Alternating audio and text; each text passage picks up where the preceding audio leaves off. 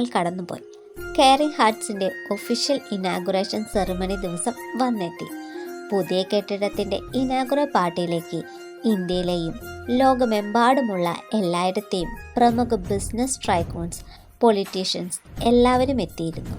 പല വമ്പൻ മീഡിയാസും നേരത്തെ തന്നെ അവരവരുടെ സ്ഥാനം പിടിച്ചിരുന്നു. അന്നത്തെ പത്രത്തിൻ്റെ പ്രധാന തലക്കെട്ട് തന്നെ MJ ഗ്രൂപ്പ്സിൻ്റെയും SA ഗ്രൂപ്പ്സിൻ്റെയും കൊളാബറേഷൻ തന്നെയായിരുന്നു. എല്ലാവരും അന്നത്തെ താരങ്ങളായ 2 ഗ്രൂപ്പ്സിൻ്റെയും ഫാമിലിയെ കാത്തിരുന്നു. അപ്പോഴാണ് അവിടേക്ക് 3 ലക്ഷറി കാറുകൾ വന്നത്. അതിൽ നിന്നും ഓരോരുത്തരായി പുറത്തിറങ്ങി.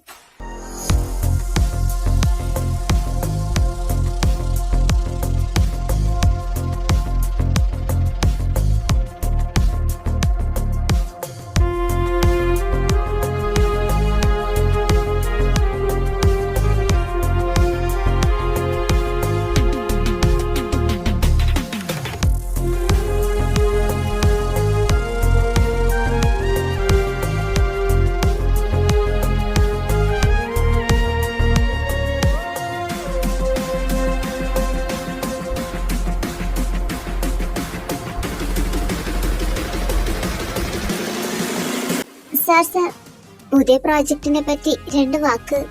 സർ, ബോർഡ് മെമ്പേഴ്സിൽ പുതിയ മാറ്റങ്ങൾ കൊണ്ടുവരുന്നെന്ന് അറിഞ്ഞു. അതിനെപ്പറ്റി പറയാമോ?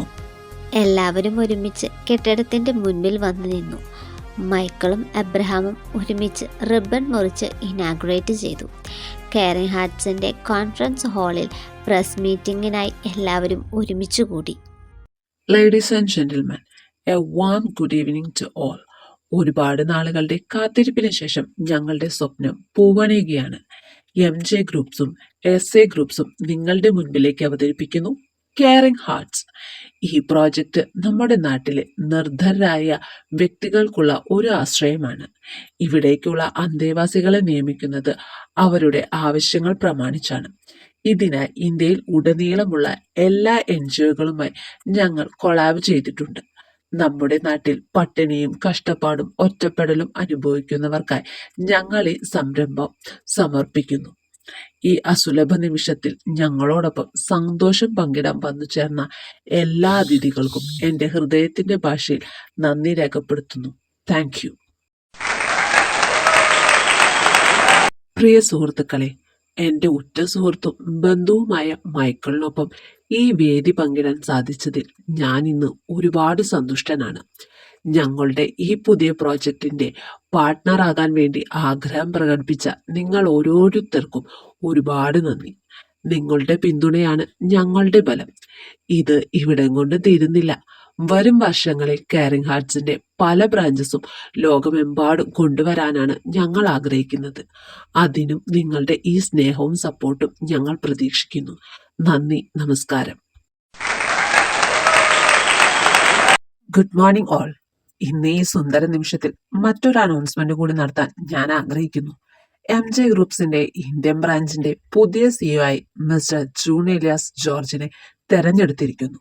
ഒപ്പം ഇന്ത്യൻ ബ്രാഞ്ചിന്റെ MD ആയി മിസ്റ്റർ ജേക്ക് ഏലിയാസ് ജോർജിനെ തെരഞ്ഞെടുത്തതായി അറിയിച്ചുകൊള്ളുന്നു. 2 പേരും വേദിയിലേക്ക് കടന്നു വരേണ്ടതാണ്. എല്ലാവർക്കും നമസ്കാരം. കഴിഞ്ഞ കുറച്ചു വർഷങ്ങളായി എൻ്റെ ഡാഡി അലങ്കരിച്ചിരുന്ന ഒരു സ്ഥാനത്തേക്കാണ് ഞാനിപ്പോ എത്തപ്പെട്ടിരിക്കുന്നത്. ഒരുപാട് ഉത്തരവാദിത്തങ്ങൾ നിറഞ്ഞ ഈ സ്ഥാനത്തിന് ഞാൻ അർഹനാണെന്ന് ഡാഡിക്ക് തോന്നിയെങ്കിൽ അതെന്റെ വിജയമായി ഞാൻ കണക്കാക്കുന്നു. ഇനി മുതൽ MJ ഗ്രൂപ്പ്സ് ഇന്ത്യയെ നയിക്കാൻ ഞാനും എൻ്റെ അനുജൻ ജയ്ക്കും ഉണ്ടാവും. നിങ്ങളുടെ പ്രേയേഴ്സ് ആൻഡ് സപ്പോർട്ട് ഞങ്ങൾ പ്രതീക്ഷിക്കുന്നു. Thank you. ഡിയർ ഫ്രണ്ട്സ്, ഇതെന്റെ ജീവിതത്തിൽ ഞാൻ ഒരിക്കലും ആഗ്രഹിച്ച സ്ഥാനമല്ല. എങ്കിലും ഈ അവസരം എനിക്ക് ചിലത് തെളിയിക്കാൻ കിട്ടിയ ഒന്നാണ്. ഇനി അങ്ങോട്ട് ഞാൻ എൻ്റെ 100% കൊടുത്തിട്ടാണെങ്കിലും MJ ഗ്രൂപ്പ്സിന്റെ യശസ് ഉയർത്താൻ ശ്രമിക്കും. എൻ്റെ ചേട്ടൻ ജൂൺ നേരത്തെ ആയിരുന്ന സ്ഥാനത്തിലേക്കാണ് ഞാൻ എത്തപ്പെട്ടിരിക്കുന്നത്. ഞാനും അച്ചായനൊപ്പം ചേർന്ന് നമ്മുടെ കമ്പനിയുടെ ഉയർച്ചയ്ക്ക് വേണ്ടി പ്രയത്നിക്കും. എൻ്റെ മേൽ അർപ്പിച്ച വിശ്വാസത്തിന് പൂർണ്ണമായ റിസൾട്ട് നൽകാൻ ഞാൻ എൻ്റെ പരമാവധി ശ്രമിക്കുന്നതായിരിക്കും. നിങ്ങളുടെ സ്നേഹവും പിന്തുണയും പ്രതീക്ഷിക്കുന്നു. Thank you so much.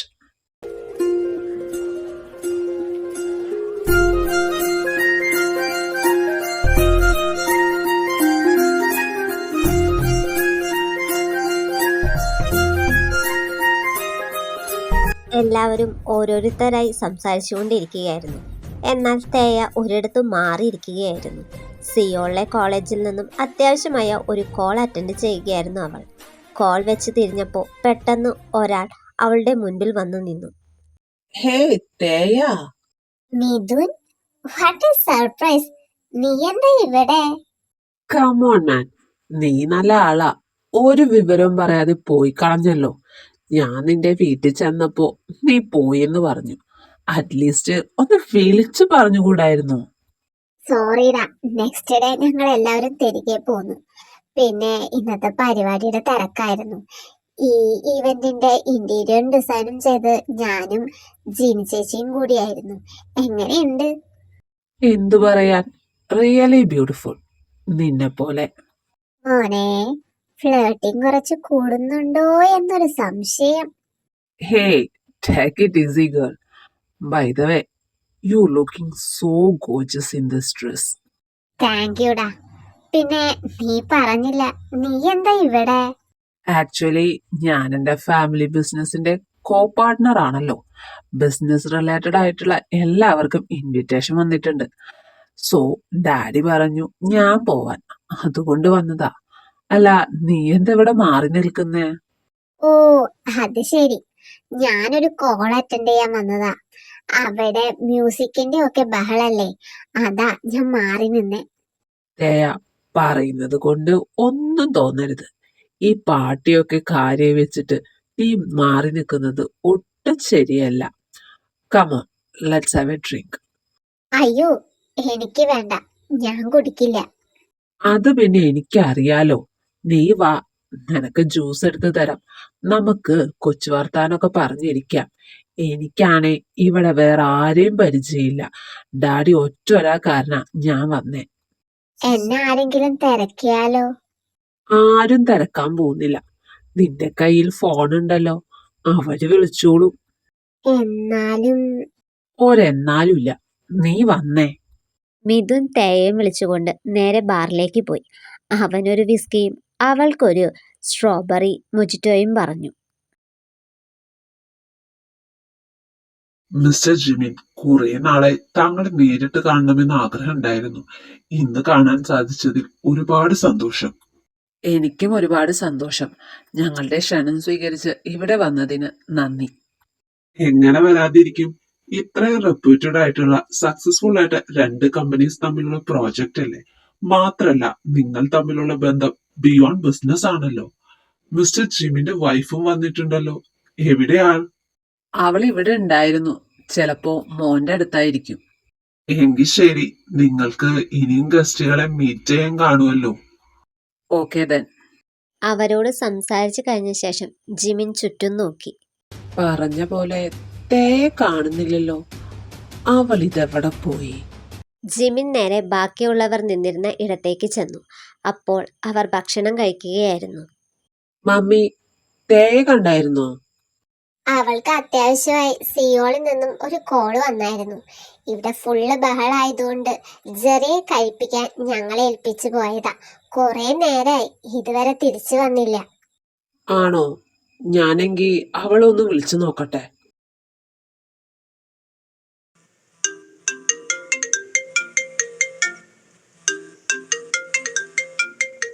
Phone ring ചെയ്ത് നിൽക്കുന്നതല്ലാതെ മറ്റൊന്നും സംഭവിച്ചില്ല. ഷേ, എത്ര വിളിച്ചിട്ടും അവളെന്താ ഫോൺ എടുക്കാത്തെ? ചിലപ്പോ കോള് കഴിഞ്ഞിട്ടുണ്ടാവില്ല, അതായിരിക്കും. നീ ടെൻഷൻ അടിക്കാതെ. ദേ, തേ ആ വഴിയാ പോയത്. ചെന്ന് നോക്ക്, അവൾ അവിടെ കാണും. ജിമിൻ അവർ പറഞ്ഞതനുസരിച്ച് തേയെ തിരക്കി നടന്നു. അവൻ നടന്നു പോകുമ്പോൾ എതിരെ രണ്ടുപേര് നടന്നു വരുന്നുണ്ടായിരുന്നു. അളിയാ, ഒരു രക്ഷയില്ല. ആ പെണ്ണിനെ കാണാൻ അടിപൊളി. അവന്റെ ഒക്കെ ഒരു ഭാഗ്യം. ഒന്നൊന്നര ഐറ്റത്തിനല്ലേ കിട്ടിയത്. ഷോ, ഒരു ചാൻസ് കിട്ടിയിരുന്നെങ്കിൽ ഇവളെ പോലെ ഒന്നിനെ കെട്ടണം. അവർ പറയുന്നത് കേട്ട് ജിമിൻ എന്തോ വശപ്പിശക്ക് തോന്നി. രണ്ടുപേരും നന്നായി കുടിച്ചിരുന്നു എന്ന് അവരുടെ സംസാരം കേട്ടപ്പോൾ തന്നെ ജിമിന് മനസ്സിലായി. എക്സ്ക്യൂസ് മീ, നിങ്ങളിത് ആരെ പറ്റിയാ പറയുന്നേ? എവിടെയാ ഈ പെൺകുട്ടിയെ കണ്ടേ? അത് ഒരു സുന്ദരി പെണ്ണ. ദേ ആ ബാറിൽ ഒരുത്തന്റെ കൂടെ ഇരിപ്പുണ്ട്. ജിമിൻ പിന്നെ ഒട്ടും താമസിച്ചില്ല. വേഗം തന്നെ ബാറിലേക്ക് നേരെ പോയി. അതിൻ്റെ ഉള്ളിൽ കടന്ന ജിമിൻ കണ്ടത് സ്റ്റേജിൽ ഡാൻസ് കളിക്കുന്ന മിഥുനെയും തേയയായിരുന്നു.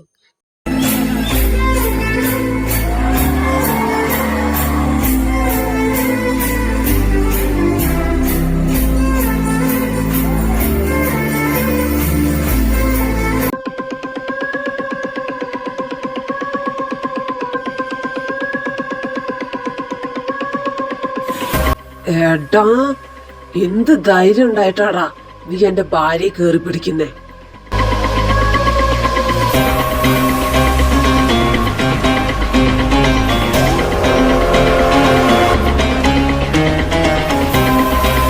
ജിമിൻ സാർ പ്ലീസ് മാറി നിൽക്ക്. വെറുതെ ഒരു സീൻ ക്രിയേറ്റ് ചെയ്യരുത്. മാറി നിക്കടാ.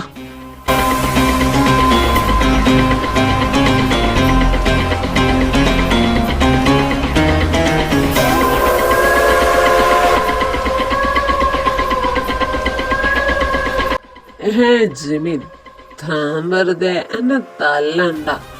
ഞാനും തേയും ഒരുമിച്ച് നിന്നാ നിനക്കെന്താ? അവളെ കൂടെ കിടത്തിയിട്ടൊന്നുമില്ലല്ലോ. ഇതിൻ്റെ ഇടയിൽ ആരോ ജേക്കിന് നടക്കുന്ന പ്രശ്നത്തെപ്പറ്റി വിവരമറിയിച്ചു. ജേക്ക് ഉടനെ തന്നെ അവിടേക്ക് ഓടിച്ചെന്നു. ജിമ്മിച്ച വിട്ടേ, ഒന്ന് നിർത്തിക്കേ. ദേ തേയ ഒന്ന് നോക്ക്, അവക്ക് ബോധമില്ല.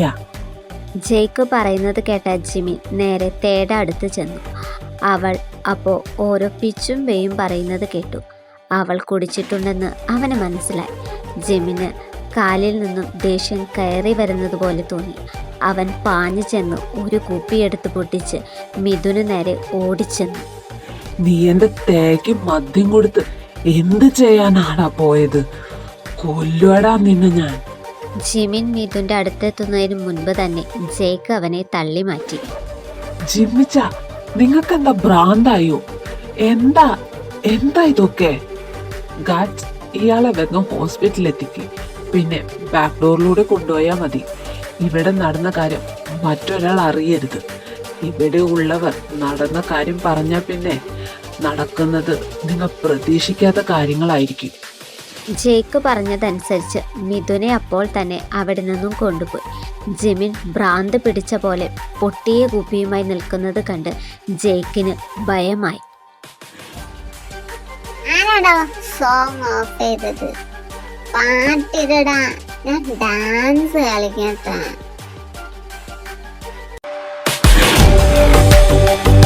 ജിമിന് ദേഷ്യം കൊണ്ട് ദേഹമാസകലം വിറയ്ക്കുന്നുണ്ടായിരുന്നു. ജേക്ക് വേഗം തന്നെ ജെമിയെ ഫോൺ വിളിച്ച് മറ്റാരെയും അറിയിക്കാതെ ഇങ്ങോട്ട് വരാൻ പറഞ്ഞു. ജെമി വരുന്നത് വരെ എല്ലാവരും നിന്നടുത്തു തന്നെ നിന്നു. എന്നാൽ ജിമിൻ ഒരു ഭ്രാന്തനെ പോലെ അങ്ങോട്ടും ഇങ്ങോട്ടും നടക്കുന്നുണ്ടായിരുന്നു. അവൻ്റെ കയ്യിലെ പൊട്ടിയ ചില്ലുകുപ്പിയുടെ പിടിവിടാത്തത് കൊണ്ട് തന്നെ ആരും അവൻ്റെ അടുത്തേക്ക് ചെല്ലാൻ തുനിഞ്ഞില്ല.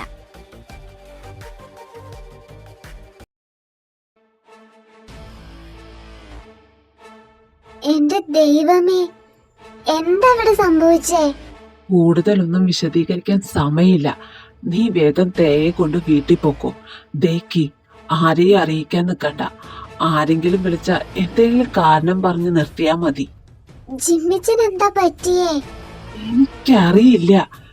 ഞാൻ എങ്ങനെയെങ്കിലും കൊണ്ടുവരാം. തേക്ക് ബോധമില്ല. നീ ടൈം കളയാതെ അവൾ ഇവിടെ നിന്ന് കൊണ്ടുപോ. ജെയ്മി പിന്നെ താമസിച്ചില്ല. അവൾ തേയെ താങ്ങി എഴുന്നേൽപ്പിച്ചു. 2 ലേഡി സ്റ്റാഫിൻ്റെ സഹായത്തോടെ പാർക്കിങ്ങിൽ എത്തിച്ചു. എന്നിട്ട് കാറിൽ കയറ്റിയിരുത്തി ജീനിയെ ഫോൺ വിളിച്ചു. ഹലോ ചേച്ചി, ഞാനും തേ ചേച്ചിയും വീട്ടിലേക്ക് പോവാണേ. അതെന്താ ജെയ്മി, എന്തു പറ്റി? അത് പിന്നെ ചേച്ചി, തേ ചേച്ചിക്ക് നല്ല തലവേദന എടുക്കുന്നു എന്ന് പറഞ്ഞു.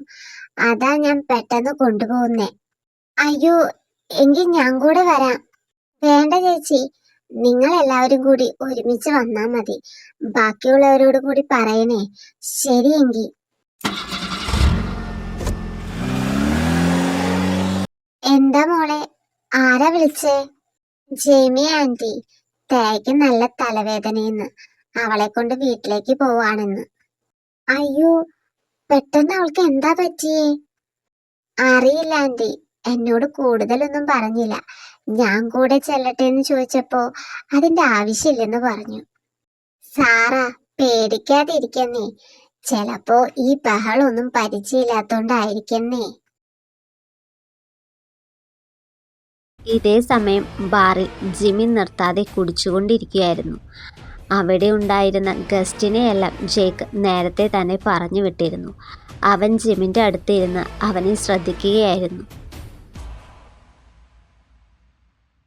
ജിമ്മിച്ച, ഇത് എത്രാമത്തെ ഗ്ലാസ് ആണെന്ന് വല്ല ബോധമുണ്ടോ? നിർത്തിക്കേ. ദാ, നീ മിണ്ടരുത്. ഞാൻ എത്ര കുടിക്കണമെന്ന് തീരുമാനിക്കുന്നത് നീയല്ല, കേട്ടോ? നിങ്ങൾക്കിതെന്താ പറ്റിയേ? പെട്ടെന്ന് ഇങ്ങനെയൊക്കെ പെരുമാറുന്നേ. ഇതെനിക്കറിയാവുന്ന ജിമ്മിച്ചനല്ല.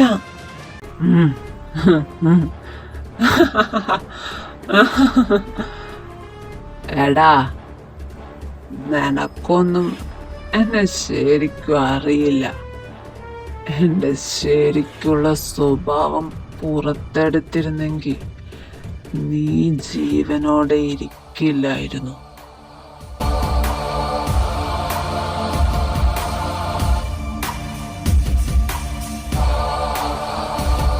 നിങ്ങൾ വെള്ളത്തിന്റെ പുറത്ത് വെറുതെ പിച്ചും പേയും പറയാതെ വാ, നമുക്ക് വീട്ടിൽ പോവാം. വേണ്ട ജേക്ക്, നീ എന്നെ തൊടരുത്. ഞാൻ എന്ത് ചെയ്യും എന്ന് എനിക്ക് തന്നെ അറിയില്ല. വീട്ടിൽ പോവാൻ എനിക്ക് നിന്റെ ആവശ്യമില്ല. ഞാൻ തന്നെ പൊക്കോളാം. ഇതും പറഞ്ഞ് ജിമിൻ എഴുന്നേറ്റു. ജിമ്മിച്ച, വെറുതെ റിസ്ക് എടുക്കണ്ട. എന്തെങ്കിലും സംഭവിച്ച ഒന്നും സംഭവിക്കില്ല. ഞാൻ പോവാ. നീ ബാക്കിയുള്ളവരോട് പറഞ്ഞേക്ക്.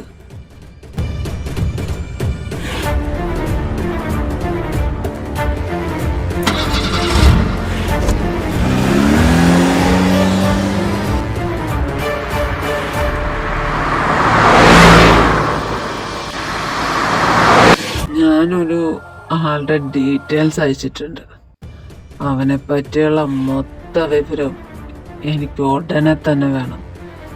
അവൻ എങ്ങനെ ഞങ്ങളുടെ പാർട്ടിയുടെ ഇൻവിറ്റേഷൻ കിട്ടിയെന്നും എനിക്കറിയണം. B fast. ഓക്കെ സാർ, ഉടനെ തന്നെ അറിയിക്കാം. ഈ ജിമിൻ ഇതെവിടെ പോയി? കാണുന്നില്ലല്ലോ. അവൻ തേയെ തിരക്കി പോയതാ. പക്ഷെ തേയെ കൊണ്ട് ജെയ്മി നേരത്തെ വീട്ടിൽ പോയി. എന്നിട്ടും അവൻ ഇതുവരെ തിരിച്ചു വന്നില്ല. എന്നാലും അവൻ എന്തു പണിയായി കാണിച്ചേ? എത്ര പേരെ അവൻ അന്വേഷിച്ചത്? സാധാരണ ഇങ്ങനെയൊന്നും കാണിക്കുന്നതല്ലല്ലോ. നിങ്ങളെല്ലാവരും ഇങ്ങനെ ടെൻഷൻ അടിക്കുന്നത് എന്തിനാ? എനിക്ക് മനസ്സിലാവുന്നില്ല. അവൻ കൊച്ചുകുട്ടിയൊന്നല്ലല്ലോ. അവർ അങ്ങനെ സംസാരിച്ചിരിക്കുമ്പോൾ അബ്രഹാമും ഫാമിലിയും അവിടേക്ക് വന്നു. എടാ, ഞങ്ങളെങ്കിലും ഇറങ്ങുക. ഇന്നത്തെ പരിപാടി വൻ വിജയായിരുന്നു. അതെ അങ്കിൾ, ഒരുപാട് പേര് നമ്മുടെ ഇൻവെസ്റ്റേഴ്സ് ആവാൻ താല്പര്യം പ്രകടിപ്പിച്ചിട്ടുണ്ട്. അതൊരു നല്ല വാർത്തയാ. സത്യം പറഞ്ഞ നമ്മുടെ കൊളാബറേഷൻ ആരും ഒട്ടും പ്രതീക്ഷിക്കാത്ത ഒന്നായിരുന്നു. തേയെ ഞാൻ വിളിച്ചിരുന്നു. ജെയ്മിയാ ഫോൺ എടുത്തെ. മോള് ഉറങ്ങിയെന്നാ എന്നോട് പറഞ്ഞേ. എന്താ അവൾക്ക് പെട്ടെന്ന് വയ്യാതായതെന്ന് മനസ്സിലാവുന്നില്ല. വിഷമിക്കാതെ ആന്റി, വയ്യായിക കൂടിയ അവളെ ഉടനെ തന്നെ ഹോസ്പിറ്റലിൽ കൊണ്ടുപോകും. ജിമിൻ എവിടെ? കണ്ടില്ലല്ലോ. ഞങ്ങളും അവനെ തന്നെ നോക്കുക. എവിടെ അപ്രത്യക്ഷമായതാണോ? സാരില്ല അങ്കിൾ, ഞങ്ങളെങ്കിൽ ഇറങ്ങുക. രാത്രി യാത്രയില്ല. എങ്കിൽ ശരി, ഞങ്ങളും പതിയെ ഇറങ്ങുക. അവർ അബ്രഹാമും ഫാമിലിയും പോകുന്നത് നോക്കി നിന്നു. അപ്പോൾ ജെയ്ക്ക് അവിടേക്ക് വന്നു. നീ ഇതിന്റെ ഇടയ്ക്ക് ഇവിടെ പോയതാടാ? അത് കുറച്ച് പണിയുണ്ടായിരുന്നു. നമുക്കെന്നാ ഇറങ്ങിയാലോ? അതിന് ജിമിൻ വന്നില്ലല്ലോ. അച്ചായൻ പെട്ടെന്ന് വീട്ടിലേക്ക് പോയി. വീട്ടിൽ പോയെന്നോ? അതെന്താ അവൻ പറയാതെ പോയത്? അത് തേയ വീട്ടിൽ പോയ കാര്യം അച്ചായൻ വൈകിയ അറിഞ്ഞേ. അവക്ക് വയ്യെന്നറിഞ്ഞപ്പോ പെട്ടെന്ന് കാറെടുത്ത് പോയി. അടിപൊളി. ഈ പിള്ളേരുടെ ഒരു കാര്യം എന്ത് സ്നേഹ. ഇപ്പൊ എല്ലാവർക്കും സമാധാനായല്ലോ. നേരെ ഒരുപാട് വൈകി. അതിഥികളെല്ലാം തിരികെ പോയി. ദേ, ജെറിക്ക് ഉറക്കം വരുന്നുണ്ട് പറഞ്ഞ് വാശി പിടിക്കാൻ തുടങ്ങിയിട്ട് കുറച്ചേരായി. നമുക്കും ഇറങ്ങാം. അതെ, വേഗം വീട്ടിലെത്തണം.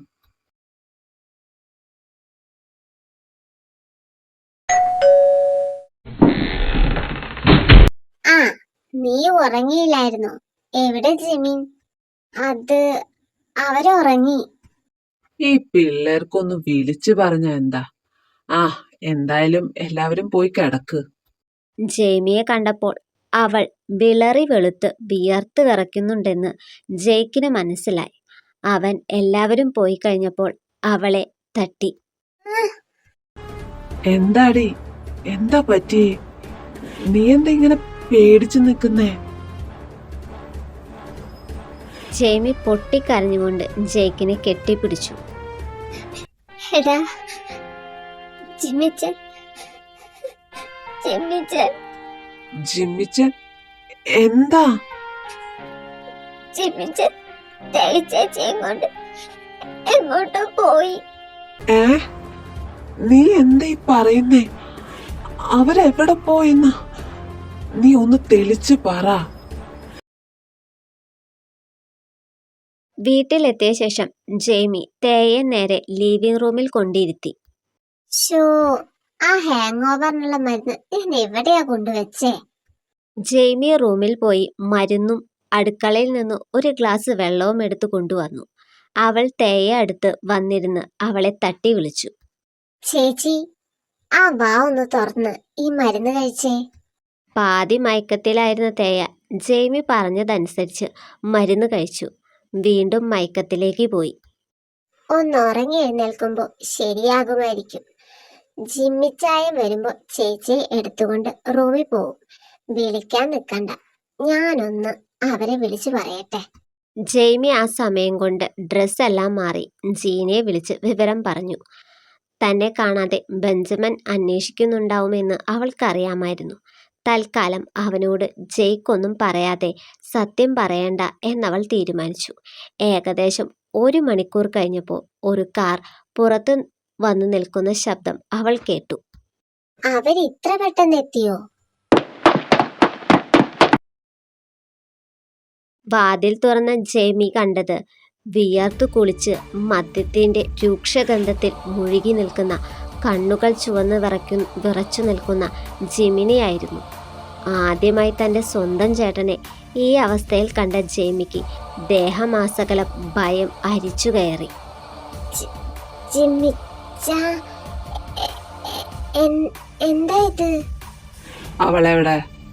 ചേച്ചി ഇവിടെ കിടക്കുക. വഴിമാറ്. ജിമിൻ ജെയ്മിയെ തട്ടി മാറ്റി തേയുടെ അടുത്തേക്ക് നീങ്ങി. അവളെ വാരിയെടുത്ത് പുറത്തേക്ക് നടന്നു. എന്നാൽ ജെയ്മി അവനെ തടഞ്ഞു. ജിമ്മിച്ചാ, ഇതെന്തേ കാണിക്കുന്നേ? ചേച്ചിയും കൊണ്ട് ഇതെങ്ങോട്ടേ പോകുന്നേ? എന്റെ ഭാര്യയെ ഞാൻ ഇഷ്ടമുള്ളിടത്ത് കൊണ്ടുപോകും. നീ മാറി നിൽക്ക് ജെയ്മി. ഞാൻ എന്റെ കൺട്രോൾ വിട്ട് നിൽക്കുക. എന്റെ കൺമുന്നിൽ നിന്ന് പോ. ജെയ്മി പേടിച്ച് അവന്റെ മുൻപിൽ നിന്നും മാറി. ജിമിൻ തേയെ കാറിന്റെ ഉള്ളിൽ കയറ്റി വണ്ടി ഓടിച്ചുപോയി. ഞാൻ പേടിച്ചു പോയി. എന്ത് ചെയ്യണമെന്ന് എനിക്കറിയില്ലായിരുന്നു. ഒരു മരവിച്ച അവസ്ഥയിലായിരുന്നു ഞാൻ. ആരെയും ഒന്നും വിളിക്കാൻ പോലും പറ്റിയില്ല. എന്റെ മുമ്പിൽ നിന്നത് ജിമ്മിച്ചായൻ തന്നെ ആയിരുന്നു എന്ന് ഞാൻ സംശയിച്ചു പോയി. വേറെ ആരോ ആയിരുന്നു അത്. തൽക്കാലം ഈ കാര്യം നമ്മൾ മാത്രം അറിഞ്ഞാൽ മതി. വെറുതെ ബാക്കിയുള്ളവരെ ടെൻഷൻ അടിപ്പിക്കണ്ട. നോക്കാം എന്താ നടക്കുന്നതെന്ന്. ജിമ്മിച്ചായൻ ചേച്ചി എന്തേലും ചെയ്യൂ? ഏയ്, അച്ചായന് തേയെന്ന് വെച്ച ജീവന. ഇന്ന് ബാറിൽ എന്തോ സംഭവിച്ചു. സത്യമായിട്ട് എന്താ സംഭവിച്ചെന്ന് അറിയാൻ ഞാൻ അവിടുത്തെ CCTV ഫുട്ടേജ് എടുക്കാൻ ഏർപ്പാടാക്കിയിട്ടുണ്ട്. നാളെ രാവിലെ നോക്കാം. ഞാൻ അച്ചായന്റെ കാറ് ട്രേസ് ചെയ്യാൻ ഏർപ്പാടാക്കാം. വൈകാതെ അവരെവിടെയാ പോയെന്ന് നമുക്കറിയാൻ സാധിക്കും. നീ ടെൻഷൻ അടിക്കാതെ പോയി കിടന്നു. ജേക്ക് പറഞ്ഞതനുസരിച്ച് ജെയ്മി കിടക്കാൻ പോയി. ജേക്ക് ഉടനെ ഫോൺ എടുത്ത് ഒരു നമ്പർ ഡയൽ ചെയ്തു. ഹലോ, ഞാനൊരു കാറിന്റെ നമ്പർ തരാം. അതൊന്ന് ട്രാക്ക് ചെയ്യണം. ഫോൺ നമ്പർ കൂടിയുണ്ട്. ലൊക്കേഷൻ ട്രാക്ക് ചെയ്ത് എവിടെയാണെന്ന് എന്നെ വിളിച്ചറിയിക്കണം. അർജന്റാ. ഓക്കെ സാർ, ഉടനെ തന്നെ അറിയിക്കാം.